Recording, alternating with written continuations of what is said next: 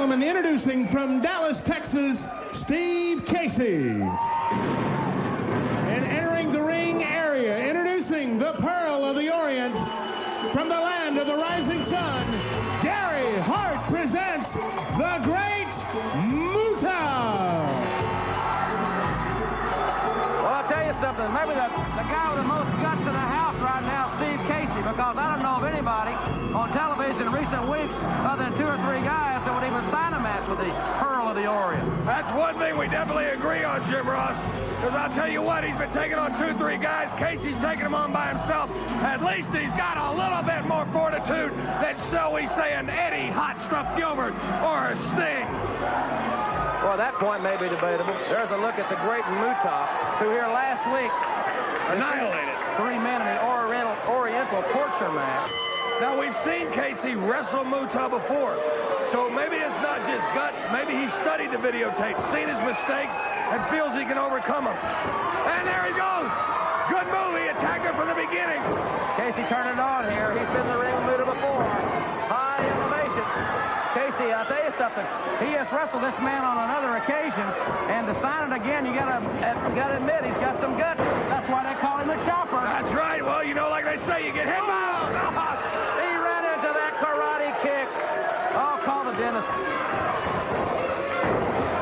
Judo chop right to the neck. Still to come, the Midnight Express with Jim Cornette. Meet Hacksaw Butch Reed and Bob Orton. I've got to be interested to see, are the Midnight Express better than ever, as everybody claims, going after their 3rd world title? Muta bringing Casey back into the ring, and he leaps right up on top of the rope. Like a cat. He is. Judo chop right to the top of the head, coming off the ropes. Gary Hart signifying perhaps for him to do the claw, and he's got his hands in his mouth. And that right on the trapezius muscle, that's got to be one of those painful maneuvers in the sport. Well, it is, but you wouldn't know nothing about it because you've never had trunks on. You've never been in the ring. And there's another line to that story. I never will. I never want to. So there. Well, gosh. You got to admire Gary Hart because he gets... No, I don't.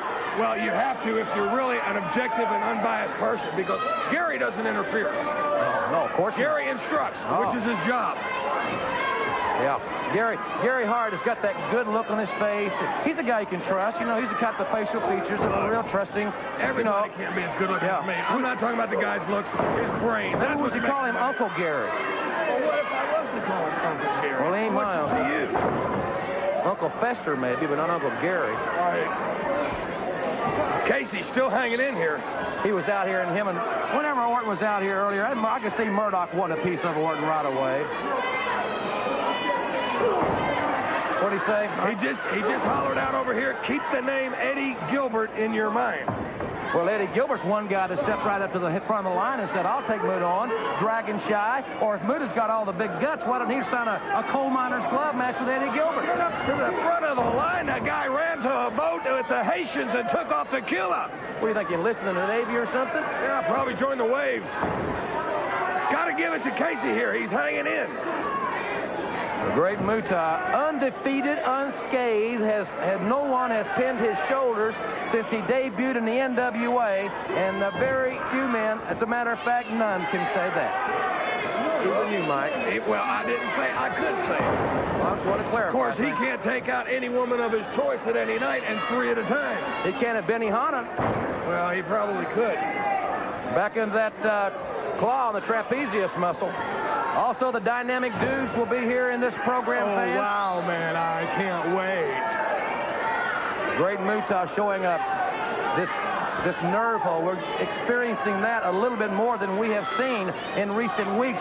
He can beat you with all, we know the high-flying maneuvers, but here he's got a ground attack that is very sound and very, very sadistic. But that's exactly the point. What you're missing is he's dishing out more and more punishment.